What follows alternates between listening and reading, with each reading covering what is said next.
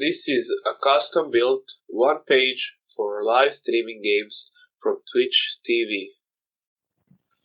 This page is created with Twitch API.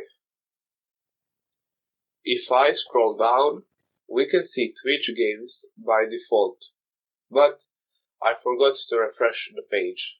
If I refresh, there is a variety of games which you can see, and if we open this menu here, there is a filter for games. For example, if we press Dota, we can see Dota games only.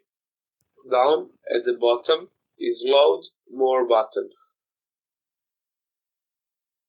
On the left side, we have a filter for languages. If I select English, only live streams in English will be displayed. If I click on any of these streams, a pop-up tab will appear, without refreshing the page.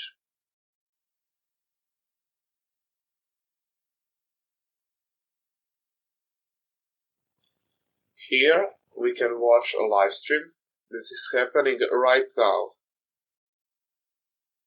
And clicking on the X button will close the tab.